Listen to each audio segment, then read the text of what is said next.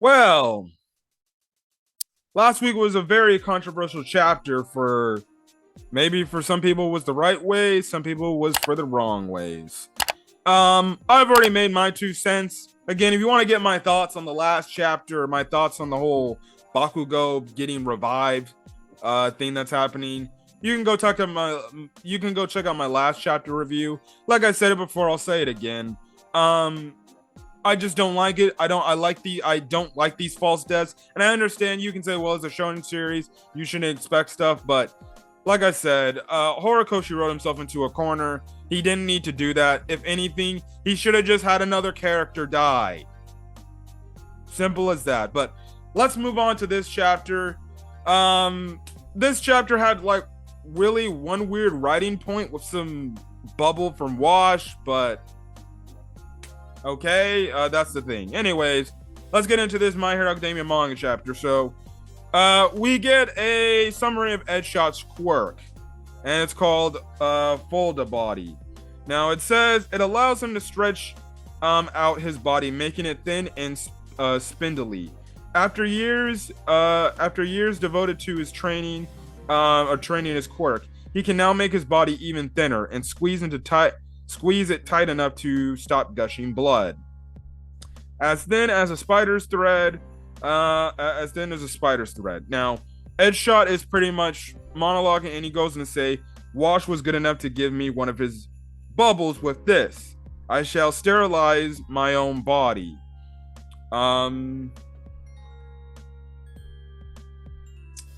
He had this bubble on him the entire time, and it didn't pop. It didn't do something. I don't know. I feel like this whole thing, Horikoshi has kind of been writing things out of his ass, to be honest. I just feel like this whole revival of Bakugou thing, he's been pulling things out of his ass. It's not believable, dude. It's not believable. I think everybody in the community, if you're against this whole Bakugou reviving thing, it makes no sense. The writing for this part with this Bakugou thing has been flat out fucking atrocious.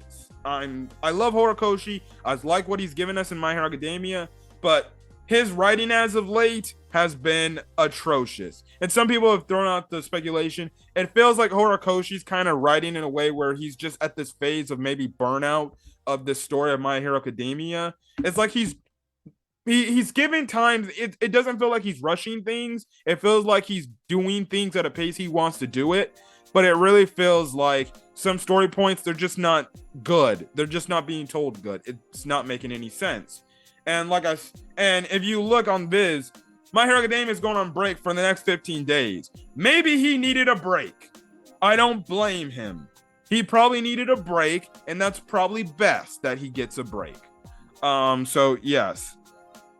And it's pretty much the thing is, he wants to sterilize it so before he can, infiltrate Bakugou's body. And it goes on to say he can stretch his body out as thin as surgical suture. However, so yeah, now, the chapter pretty much gets the title. And the thing is, Edgeshot is seen at the repairs that Genus did. And he's like, Genus did his best to suture this, but it didn't stop the bleeding or repair any of the internal damage that happened to the heart. We also find out that his lungs are also injured, and he goes on to say the body of mine can mend each organ inside and out while aiding cardiopulmonary function. Again, I feel like we don't know much about Edgeshot, so I didn't know he can pretty much repair organs. Why was this never developed earlier in the series? I have no idea. I wish we could have found that out a long time ago. But because we didn't focus on the other pro heroes unless there was either All Might, Endeavor, or Hawks as of late, which are the three most important heroes of the pro heroes the story freaking brings in, we know absolutely nothing else about any of the other pro heroes. Unless Horikoshi made some sort of guidebook going in depth with each of these heroes through the story. So, yeah. Pretty much, he goes and say, I shall revive his heart and lungs from the inside. So, he's not only repairing his heart, he's repairing his lungs. I'm going to move on. How believable is that? Okay. Yes. Cool. So, yeah. Anyways, he goes on to make the mention that Genis and Mirko needs to continue to fight. The villain's wounds show that your efforts are not in vain. When regain consciousness, come back to life. But the thing is, the ending part of his quote goes on to say, remaining in this extreme state slowly but surely eats away at his lifespan. Wish we could have known that a long time ago. Or at least maybe you give Bakugou some sort of arc with Edgeshot. I don't know. Anyways, going on. At least the rest of the chapter is a little bit better. So anyways, that's the whole thing. Now, Shigiraki sees the point that the fact that they're trying to revive Bakugou, and he's like, I already destroyed that guy. And he's just feeling it again. He's getting that itch thing again, and he's like, I already destroyed that one in rage, and he's charging at best Genis and everything. Now, Mirko gets in, and she kicks Shigiraki pretty much on the side of his neck area, right there. Now, ultimately, looks like it didn't really do any damage because freaking Shigiraki just is like, are you really that desperate to die? Okay. And Mirko gives the crazy face she gives, and she's like, what did you say? And Mirko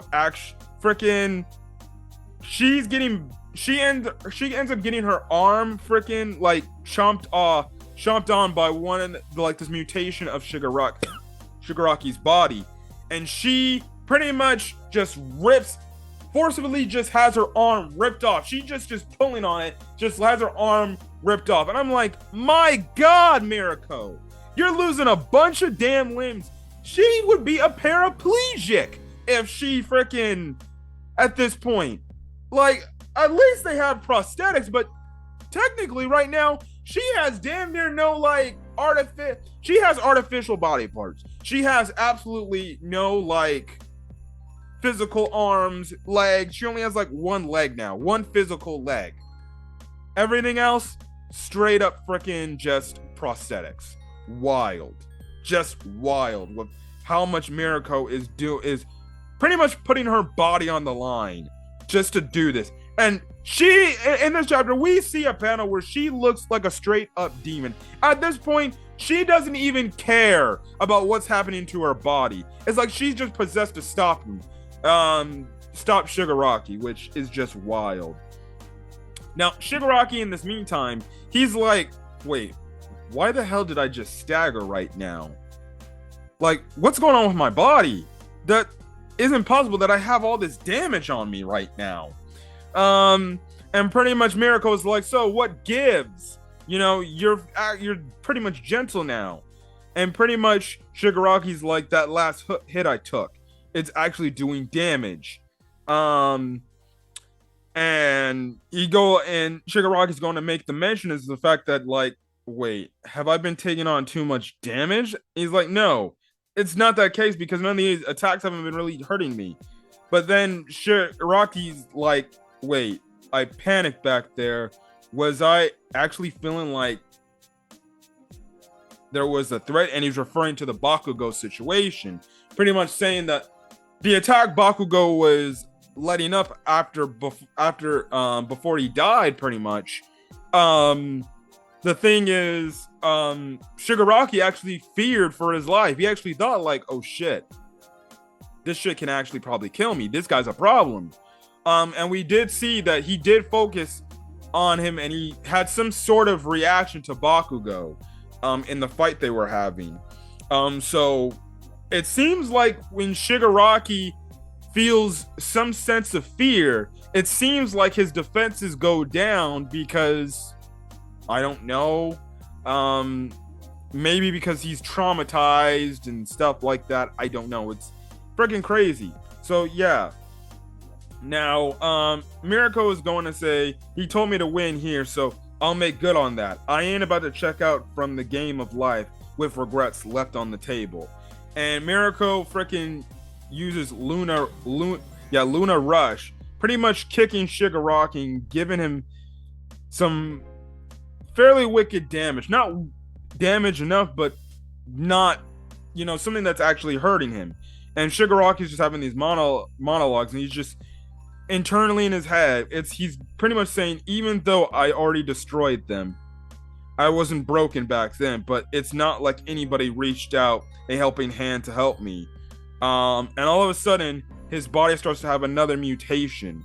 And the chapter ends off with Shigiraki saying, it's not like anybody would even look at me. Pretty much running into the fact that no heroes, when he was a little kid, paid any attention and actually helped him out. They just moved along. They just said, oh God, this is just a weird kid. Just go to the police office or something. They'll help you out with that. And only All for One was the one person to reach out his hand.